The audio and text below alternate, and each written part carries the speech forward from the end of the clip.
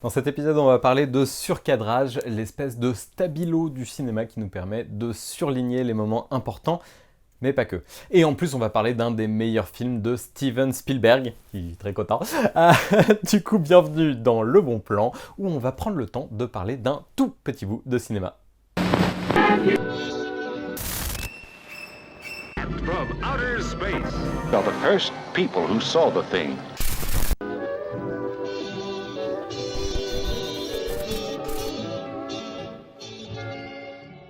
Aujourd'hui, on parle de L'Empire du Soleil, sorti en 1987 et qui est sans doute l'un de mes films de Spielberg préférés.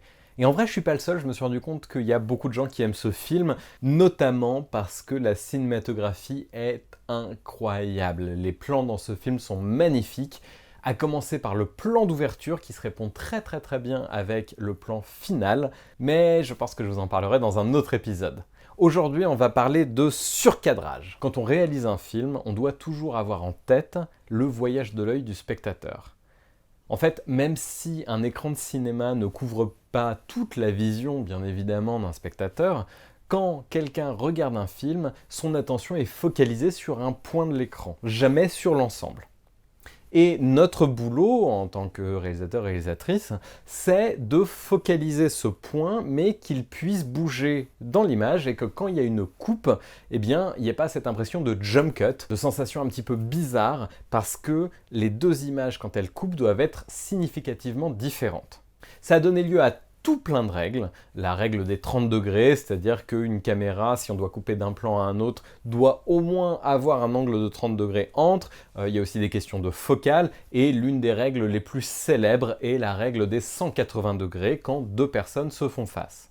Mais je ne vais pas rentrer dans le détail de ces règles, qui sont des règles principalement de montage, même si bien évidemment on y réfléchit au tournage et aussi bien avant, parce que ce qui m'intéresse dans Le Bon Plan, c'est plus la composition d'une image et ce qu'elle veut dire. Donc aujourd'hui, on est parti sur le surcadre, mais avant de parler du surcadre, on va parler du cadre. Parce que le cinéma, avant tout, c'est un art visuel, comme la peinture et la photographie avant lui. Donc forcément, la taille du cadre, c'est-à-dire la taille de la toile sur laquelle l'histoire, la narration va se passer, a toute son importance. Ça a été dicté par la taille des fenêtres de caméra, et puis aussi la taille des pellicules, et puis à un moment donné, on a voulu faire plus grand, donc on a inventé des objectifs anamorphiques qui permettaient de compresser l'image sur une plus petite taille de pellicule pour ensuite être redéployé dans un cinéma, ce qui nous donne une myriade de formats qui vont du cinémascope au carré. Ça s'appelle un aspect ratio. Le ratio dont on parle, c'est en fait la division entre la taille de la largeur de l'image et la taille de la hauteur.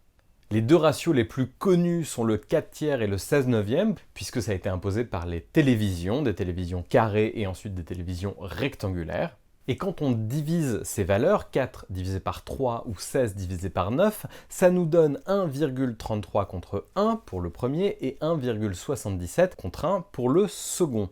Au cinéma, on en utilise un petit peu plus. Les plus célèbres sont le 1,65 contre 1, 1,66 contre 1, 1,85 contre 1 et 2,35 contre 1. Mais bien évidemment, il y a plein d'autres formats qui existent et à chacun de trouver le format où il se sent le mieux, mais ça ce sont des formats standards qu'on retrouve le plus souvent et qui permettent de raconter des choses différentes. C'est la même chose que si vous décidiez de peindre quelque chose sur du bois ou sur de la pierre ou sur de la toile. Ces choix sont des choix réfléchis et permettent de donner plus ou moins d'informations à l'œil et de formater un film. Vous remarquerez souvent que des films épiques sont plus tournés en cinémascope, qui vous permettent de voir énormément de décors parce qu'on est sur un rectangle très étendu, et des films noirs par exemple, des polars ou ce genre de choses vont être dans des cases beaucoup plus carrées parce que ça permet de concentrer l'attention sur des personnages. Ces cadres ne sont pas la même chose que des valeurs de plans, c'est-à-dire des gros plans, plans larges, etc. Mais ça vient forcément dicter ce que vous allez voir et comment votre œil va se focaliser sur des moments importants. Et par moment, on va avoir besoin, surtout quand on tourne sur des formats très longs où il y a énormément d'informations à l'écran, d'utiliser le surcadrage. c'est très simple, c'est-à-dire d'introduire un cadre dans l'écran, ça peut être une porte, une fenêtre, un pont, n'importe quoi, mais ça va vous permettre de recadrer votre image sur un point important sur lequel vous voulez focaliser votre spectateur. On s'en sert aussi pour isoler un personnage comme au théâtre, et surtout comme la peinture, parce que depuis tout à l'heure je vous dis que la peinture est importante, c'est plus qu'un exemple d'un autre art visuel. Le cinéma se base énormément sur plein de techniques et de tout ce qu'on a appris de la peinture pour raconter des histoires. L'image devient un véritable langage, et donc énormément de choses que vous retrouverez en peinture, parce que le surcadrage existe bien évidemment en peinture, il a été fait des siècles avant l'invention du cinéma, et bien vous allez les retrouver au cinéma pour isoler soit des personnages, soit des paysages, soit carrément des scènes entières qui viennent dire quelque chose parce que c'est un aparté, un rêve ou quoi que ce soit. Et donc le surcadrage, qu'il soit subtil ou non, vient raconter des choses à l'écran et vient aider la narration d'un film quel qu'il soit. Donc le plan de surcadrage dans l'Empire du Soleil m'intéresse beaucoup, surtout qu'il implique des miroirs. Alors vous imaginez bien que moi, tout de suite, ça me plaît énormément. Si vous ne savez pas de quoi je parle, allez voir l'épisode 2 du Bon Plan. Mais quoi qu'il en soit, on va parler de l'Empire du Soleil et pourquoi ce plan est extrêmement intéressant dans la narration du film, mais surtout dans sa composition à l'image. Alors vous allez avoir besoin de plein de choses pour réaliser ce plan et notamment du meilleur réalisateur que cette planète ait jamais connu, Steven Spielberg. Le décor est très important également, vous allez avoir besoin d'une chambre d'hôtel avec une grande fenêtre, mais surtout d'un miroir avec une espèce de miroir en paravent avec 3 faces. Vous allez avoir besoin de 2 acteurs, un pour jouer le père, ici ce sera Rupert Fraser, et un pour jouer le fils qui sera joué par Christian Bale, avant qu'il mue, donc il ne peut pas faire la voix de Batman. You wanted me. Here I am. Et puis quitte à remonter le temps, j'ai vu en plus que Paul McGann, qui joue le 8e Docteur dans Doctor Who, joue dans l'Empire du Soleil, donc a priori il doit bien y avoir un TARDIS quelque part pour aller récupérer Christian Bale à 12-13 ans si vous voulez reproduire ce plan. La direction de la photo doit impérativement être confiée à Allen Daviau, qui nous a malheureusement quittés en avril à cause de cette saloperie de coronavirus. Il avait travaillé pour Spielberg sur des films incroyables comme La Couleur pourpre et bien évidemment E.T., mais je suis persuadé que l'Empire du Soleil reste son chef-d'œuvre cinématographique. Même si certains moments du film ont été tournés en 70 mm, parce que déjà à l'époque on aimait bien s'amuser à mettre du 70 mm en plein milieu du film, mais au moins eux ils rognaient, pas comme Nolan, vous allez avoir besoin d'une Arriflex 35-3 avec du stock 35 mm Eastman Kodak 400T. Ce film est un vrai joyau d'esthétisme et on pourrait passer des heures à parler des contre-jours, du symbolisme et de l'intérêt d'esthétiser la guerre, car n'en déplace à Bazin, c'est très bien d'esthétiser la guerre. Pourquoi ? Parce que ça crée un décalage, et ce décalage, il est extrêmement important dans les films, notamment les films de guerre, pour pouvoir faire ressentir au spectateur cette espèce de déchirement entre ce qui est beau et l'horreur de la guerre.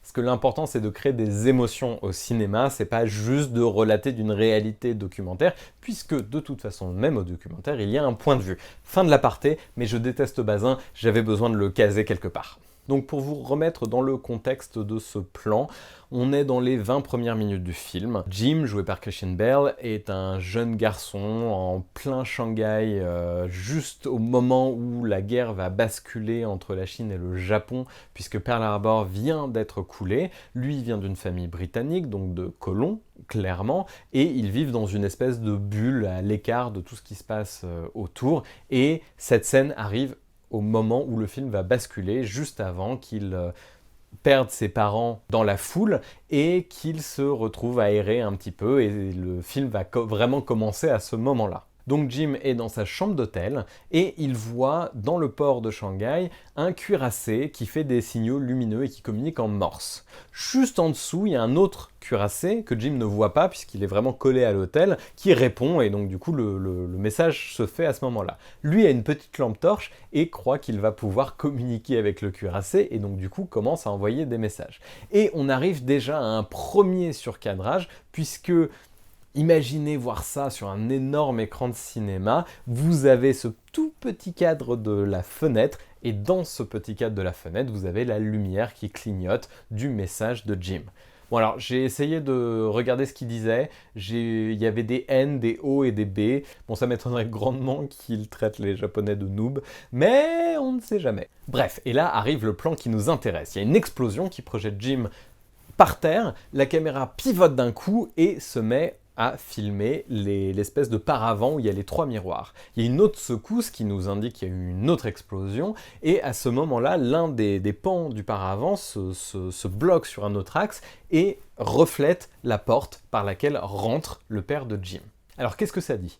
Déjà, ça annonce la séparation entre l'adulte et l'enfant. Physiquement, dans le plan, ils sont séparés par ces pans. Chacun se reflète dans un miroir différent. Pourquoi ça l'annonce ? Puisque, comme je le disais, dans la scène juste après, c'est le moment où ils se perdent dans la foule et il ne retrouvera pas ses parents de tout le film. J'aurais peut-être dû dire que je spoilais un petit peu ce film.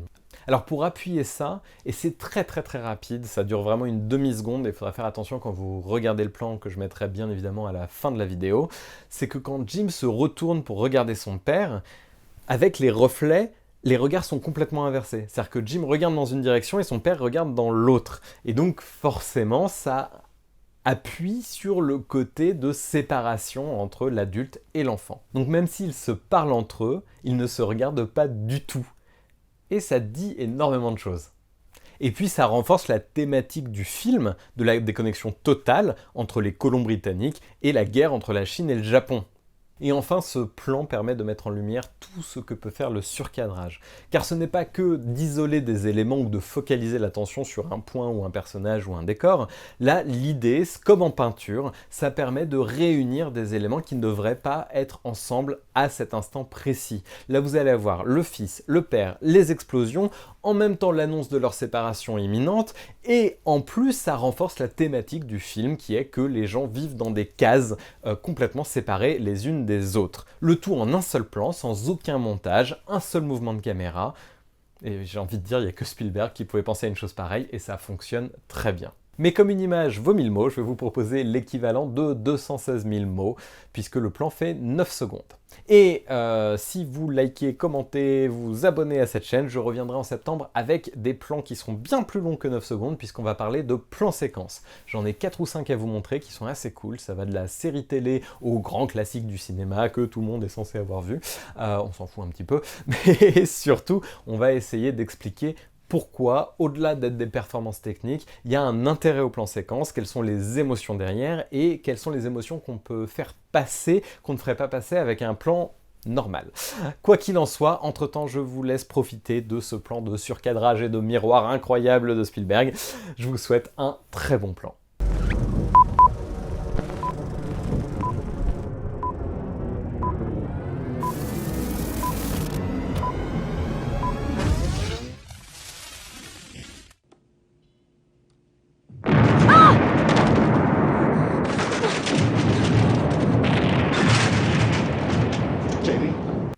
Mais waouh, ce plan était incroyable. Si vous voulez en voir un autre, c'est par ici. Si vous voulez vous abonner à la chaîne, c'est par là. Laissez un like, c'est par là aussi. C'est incroyable la technologie. Si vous laissez un pouce comme ça, et bah c'est par là, je crois. Je connais pas encore YouTube.